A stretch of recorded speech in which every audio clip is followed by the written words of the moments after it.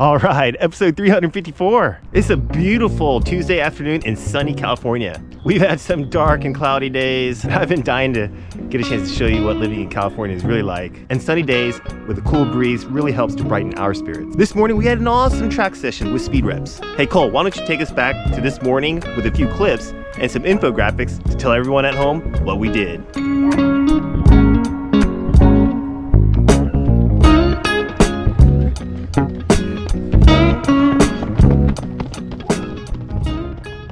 All right, what a great session. I'm feeling really good about the kids' progress. Each week, 100s and 200s are feeling much easier, and we're able to string those together for longer intervals for Saturday sessions. And I can't be more satisfied with the progress that we've all been making so far. For today's session, we did some mobility, some activation drills, and a little bit of dynamic stretching to get us going. Then, we warmed up for 3 miles at easy pace.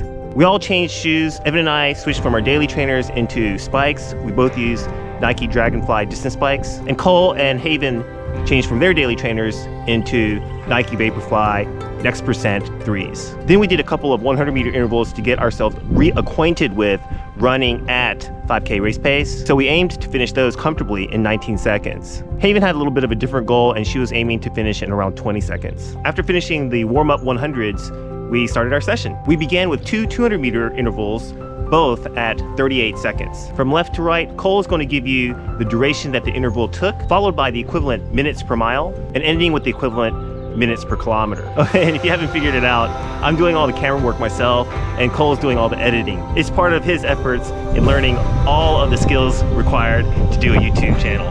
So make sure you give Cole a shout out in the comments below. So the main objective for today's session was to get in some 600-meter speed reps. And 600 meters is a long way to go, especially considering that last week we were attempting 400-meter speed reps, which were, by the way, really tough. The original plan for this morning was to do 500-meter intervals, but after doing last week's VO2 Max session on Saturday, the 400s at interval pace just felt a little bit too easy at the end. So I thought that we were all fit enough to handle the 600-meter intervals, even at a faster pace. And we did a decent job with the first interval, splitting that in 1:57. We took a break, but man, during that break, we were feeling it.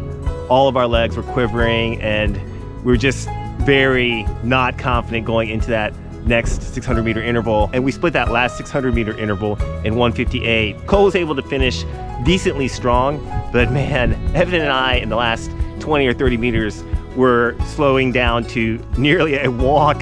It was really pitiful to see, but our legs were just filling up with lactic, and even my shoulders were tightening up. I just couldn't will myself to the line in a decent speed. So not being able to complete the entire 600 meters is not really a win or a fail, but it does lead me to believe that maybe going with a slightly shorter interval for today's session would have been better for us. So we did 8 more 200-meter intervals in total, and we did the first 4 at a pretty conservative pace. We kept it under control, anywhere between 40 seconds and 38 seconds. And then we did the last 4 at a much more aggressive pace, keeping it somewhere between 38 seconds and 35. We were really hammering. We tried to make it into a little bit more of a race environment, and we all got into separate lanes with a staggered start, and really focused hard on trying to finish really strong through the line. The kids worked really hard today. I really appreciate their good effort. And I know a lot of you out there are training for a little bit of summer speed,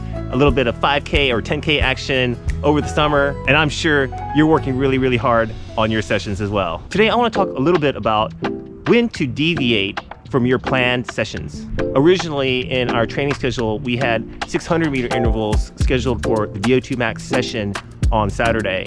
However, it's quite evident after this morning's session that 600-meter intervals, even at a slower pace, is going to be a little bit of a challenge for all 3 of us. And in order for us as a team to be able to finish those reps and help each other and work together as a group, then we're going to have to make a bit of an adjustment for the interval distances for Saturday's VO2 Max interval session. And we're okay with that. We don't have a race schedule lined up with a ton of events, and we're not in a super hurry to meet a certain milestone or a certain finishing time. We have plenty of weeks before we have to go into our marathon training build. So as a kids coach, I'm making a call to deviate from the planned schedule. And instead of going with 600-meter intervals this weekend, we're going to cut it down to 500. Cutting it down to 500 meters will give ourselves a really good chance to clear some of the lactate out of our system, to keep our heart rate a little bit lower, and to work out at a little bit faster than the speed that we want to race our 5K at for a long enough duration so that we can improve our 5K race time. So instead of 6 times 800 meters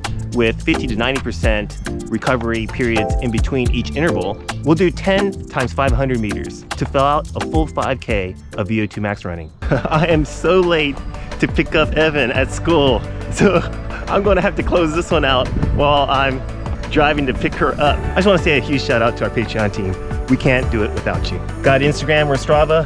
Hey, check us out right here. Thanks for joining me on this talk about our track session and how we made some adjustments to our training plan to meet our own needs and how you can too. I'm gonna go pick up my lovely Evan. I hope you have a great day and a meaningful run. We'll see you in the next one. All right, bye now.